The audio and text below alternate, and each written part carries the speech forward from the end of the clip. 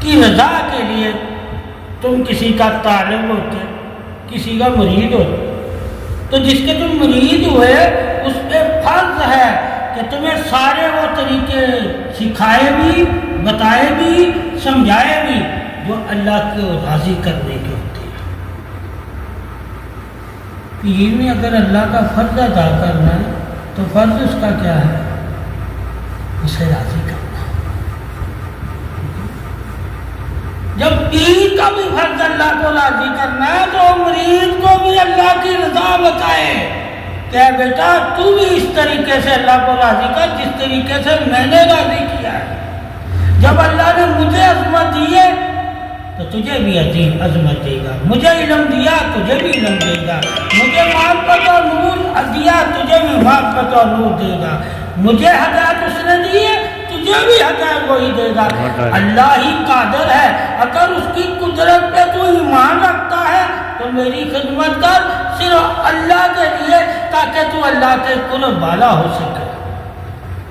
جب مرید کو پتا ہوگا کہ میں نے اللہ کے قرب والا، اللہ کی معرفت والا، اللہ کی حقیقت والا، اللہ کے طریقت والا، اللہ کے اسم والا، اللہ کی پاکی والا اور اللہ کی عظمت والا، اللہ کی بزرگی والا بننا ہے، لوگ پھر مجھے بزرگ کہیں گے، یعنی برگزیدہ کہیں گے۔ اللہ اگر مجھے بزرگی اپنی عطا کر دے گا تو جب تو نے پیر کے ذریعے بھی اللہ سے ہی لینا، اللہ ہی دینے والا، تو پیر کا فرض ہے اپنے مرید کو بتائے کہ اللہ کن کن عملوں سے عطا کرتا ہے۔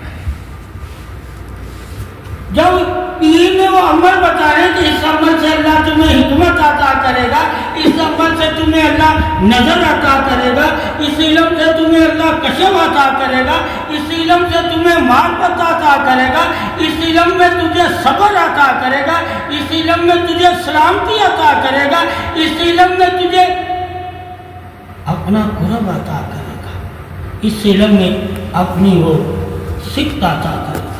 جب تک تو ان چیزوں کے لائق نہیں ہوتا تب تک تو میرا مرید ہے، میں تجھے اس لائق بنانے کے لیے پیر بنا ہوں۔ یعنی کہ پیر اپنے مرید کو اس لائق بنائے کہ اللہ اس سے راضی ہو جائے، اس لائق بنائے کہ اللہ اسے اپنا نور دے دے۔ یہ پیر کا کام ہوتا ہے کہ بندے کو اپنے مرید کو اس لائق بنا دینا کہ وہ اللہ کی بارگاہ میں برگزیدہ ہو جائے، بزرگی والا ہو جائے۔ اگر پیر اپنے مرید کو اس لائق ہی نہ بنائے اور مرید بھی اس لائق بننے کے لیے مرید نہ ہوا ہو تو دونوں ہی اندھے ہیں۔ ہم نے پوچھا ہم مرید کیوں ہوتے ہیں؟ پیر سے جب ہم پوچھیں گے کہ پیر صاحب ہمیں مرید کیوں کرتے ہیں آپ، مریدی کا درس کیوں دیتے ہیں آپ، مرید کو عظیم کیوں کہتے ہیں آپ، کہ مرید ہوئے اور شیطان حملہ نہیں کرے گا۔ اگر وہ کسی پیر کا مرید ہوگا تو وہ شیطان کی باتیں نہیں مانے گا۔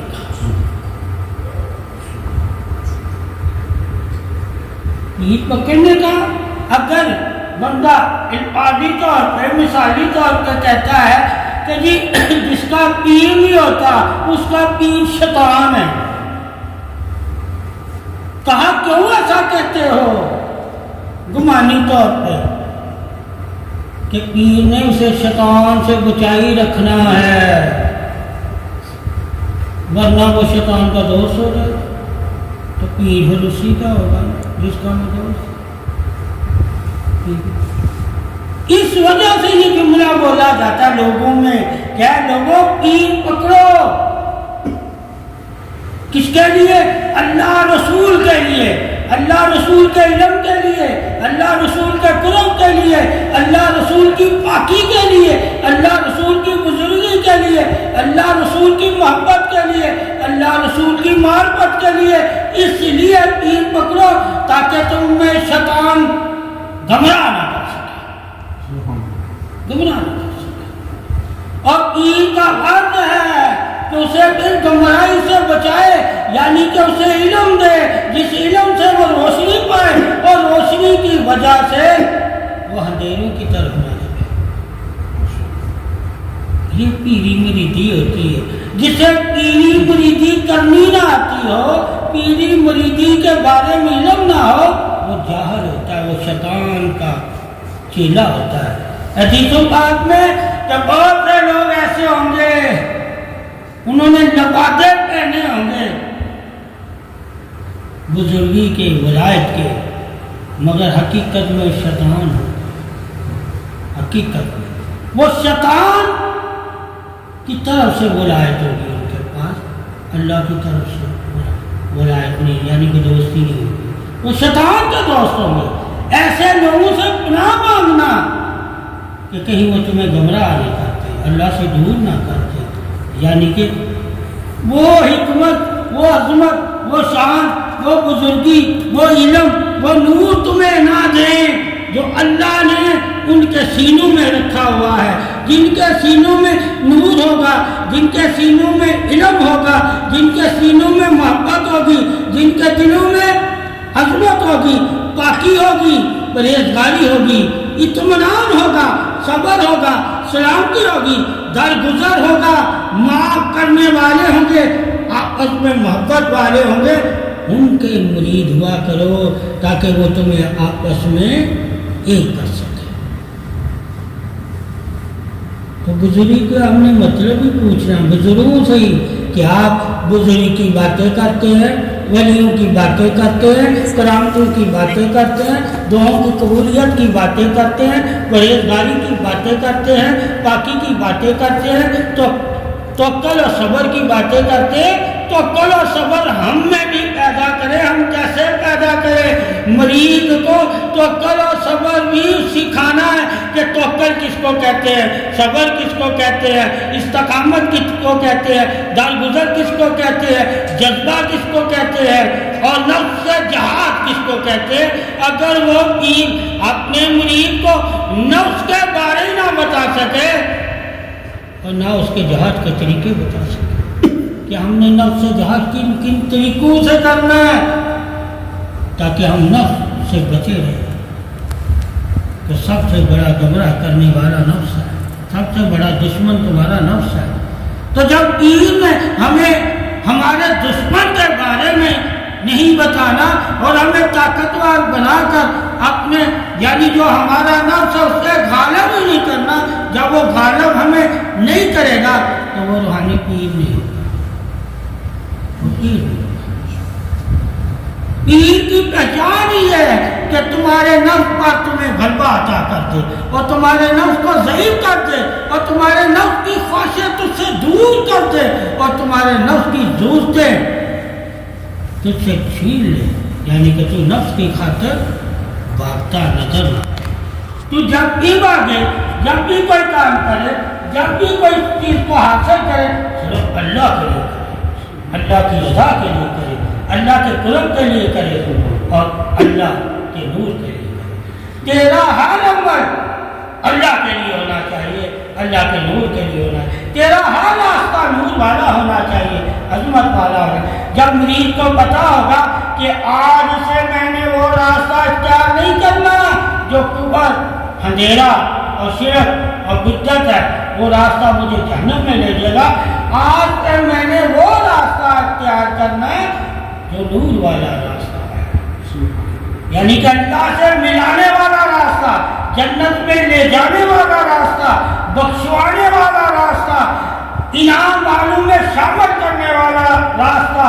تمہیں ہمیشہ وہ راستہ اختیار کرنا ہے. اگر تو کسی کامل کا مرید ہے، نور سے ہی تجھے سب کچھ آ سکتا.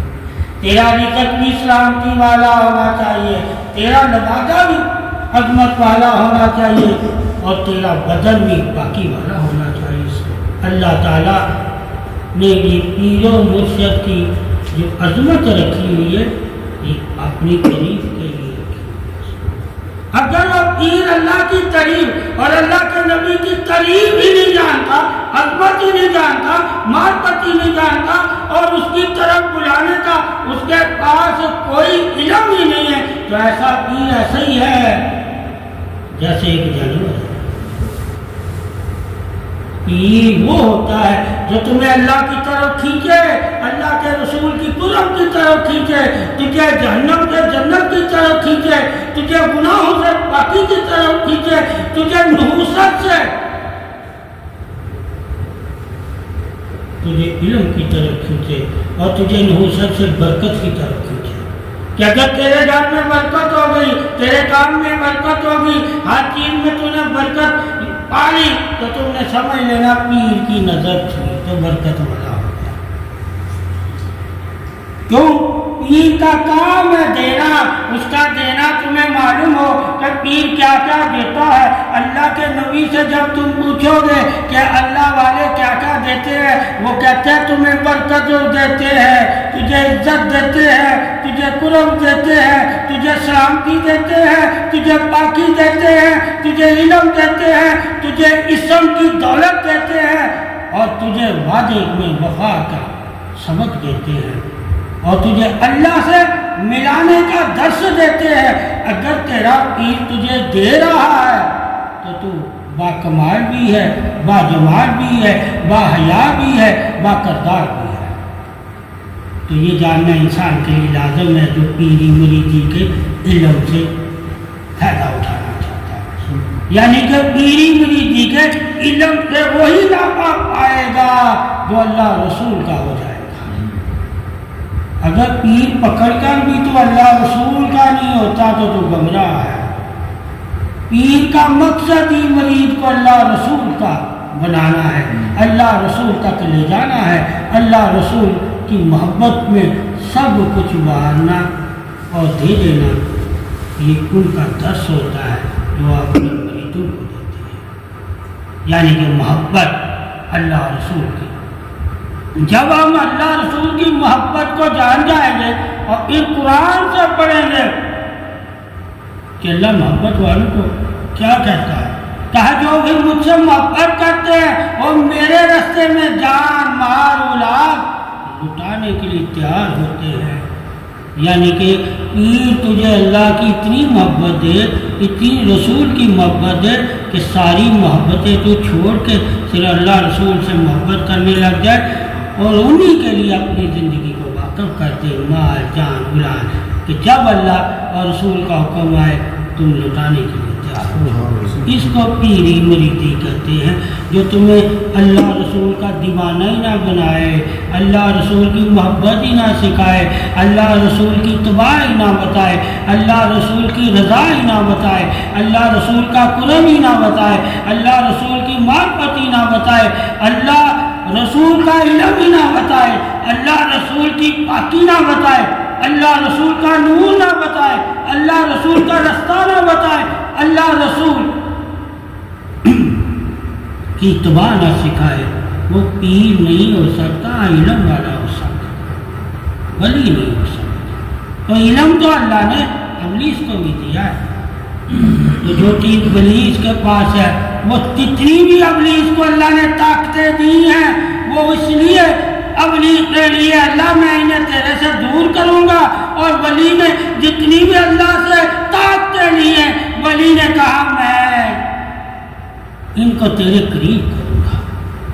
ایک کو قرب کے لیے علم دیا ہے وہ ولی ہوتا ہے، اور ایک کو علم دیا ہے جو قرب میں ہے انہیں دور کرنا وہ شیطان ہوتا ہے۔ یعنی کہ ابلیس تمہیں اللہ والوں کے قرب سے روکے گا اور اللہ حکم دے گا میرے بندوں کے قریب ہو جاؤ، جو میرے بندوں کے قریب ہے وہ میرے قریب ہے، اور ابلیس کہے گا وہ بھی تو تیری طرح ہی ہیں، بندے ہیں، کیا کرنا تو نے اس کے پاس بیٹھ کے وہ کیا دیتے ہیں۔ کہا تجھے نہیں پتا وہ کیا دیتے ہیں، وہ اللہ کے احسان میں ہمیں کر لیتے ہیں، یعنی کہ اللہ رسول کی جب باتیں سناتے ہیں تو فرشتے ہمیں اللہ کے احسان میں کر لیتے ہیں، ہم پہ رحمت نازل کرتے ہیں، ہمیں برکت والا بناتے ہیں، ہمارے گناہ دھو دیتے ہیں اور ہماری بخشش ہو جاتی ہے۔ پیر کی باتوں سے انسان بخشا بھی جاتا ہے، پیر کی باتوں سے انسان، ولی کی باتوں سے انسان دنیا سے بیگانہ بھی ہو جاتا ہے۔ وہ